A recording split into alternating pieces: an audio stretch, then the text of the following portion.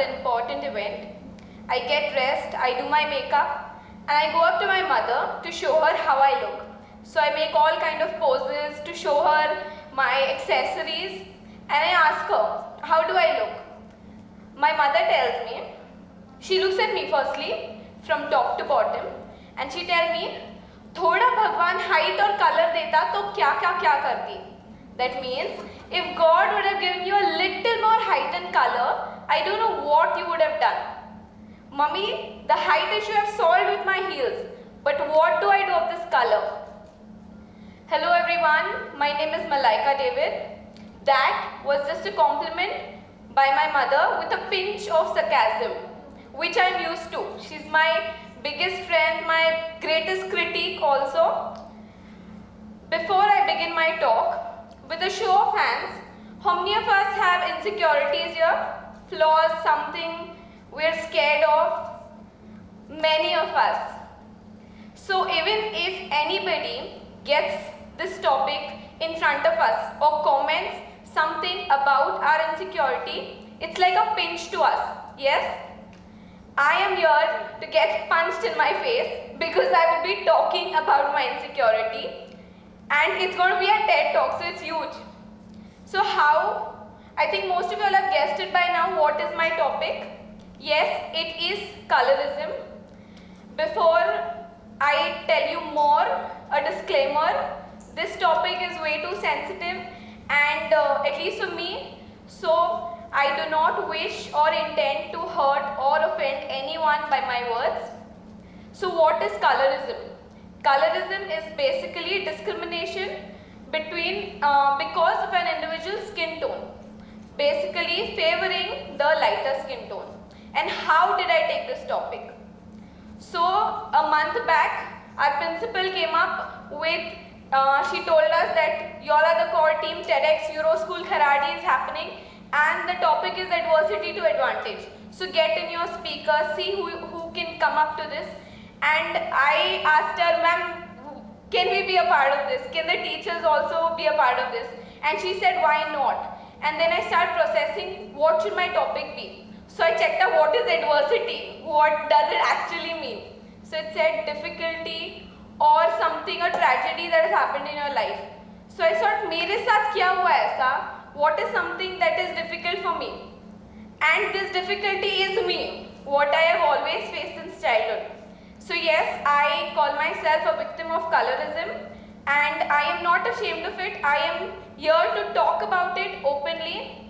Since a child, I have a huge family and we are all really close. It's not a joint family, but we meet up for functions, family gatherings, and we are very close and they are amazing people.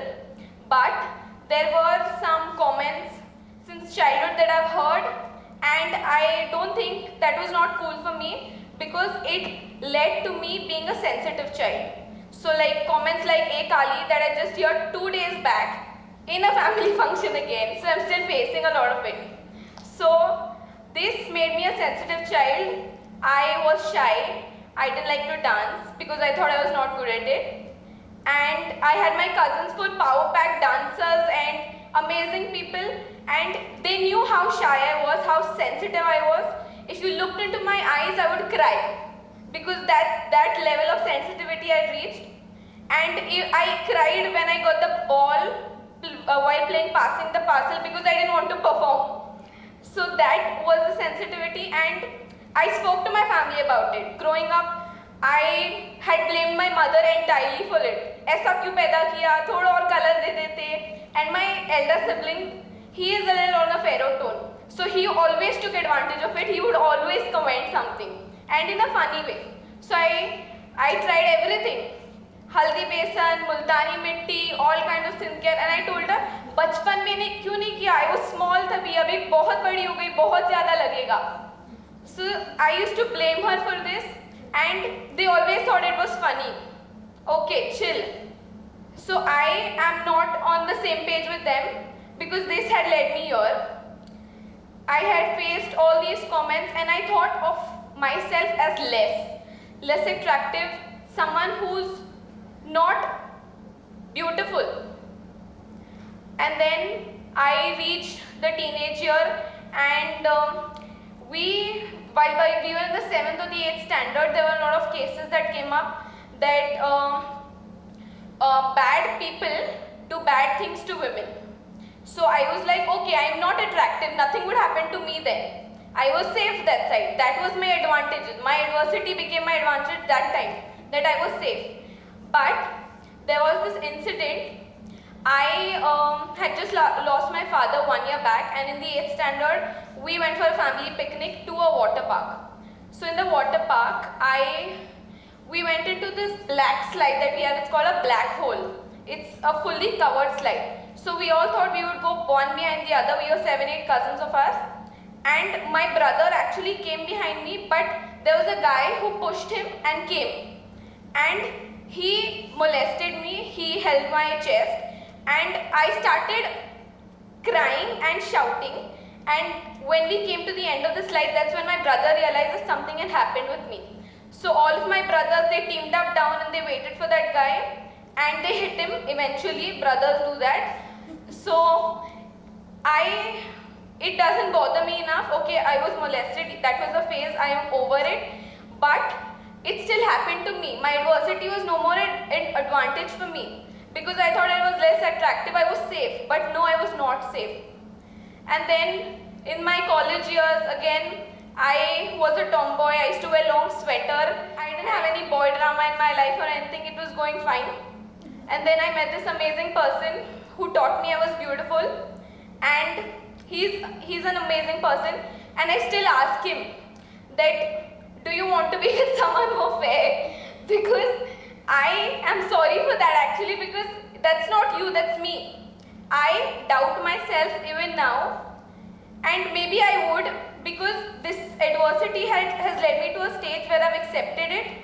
I am okay with it. I have empowered myself through that adversity. It's fine, but every time it comes up, I am triggered. I am aggressive, and maybe I will reach a state of advantage where it stops bothering me. I'm not sure how, but I think eventually it will.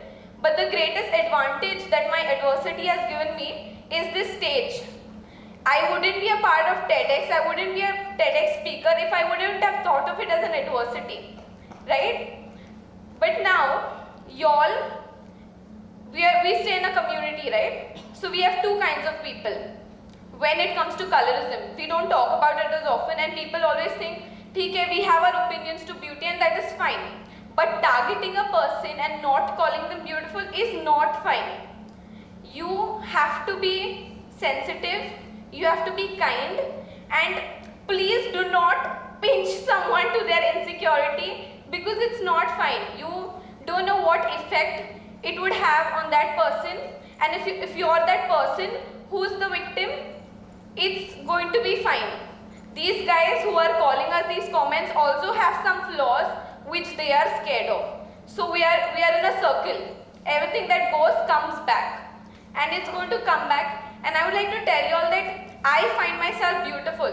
Even with a face of makeup, I would walk out without makeup. I am beautiful. Makeup, I like makeup. Everybody knows that I like makeup. That doesn't mean I'm not beautiful without makeup. I am beautiful the way I am. I've heard comments like, "Zyada chai mat pi, kali ho jayegi. Don't wear that lipstick, it doesn't suit you." I will have my cup of tea. I love tea, and I will have my cup of tea. Y'all are not someone to tell me, right? It is my color, my skin tone, something that I cannot do anything about. There is no way I'm going to change my color. God has made me this way, and I am going to feel beautiful the same way. Until people keep commenting, people keep telling me anything on my skin tone, on my color, I will be decoding my color code. Thank you.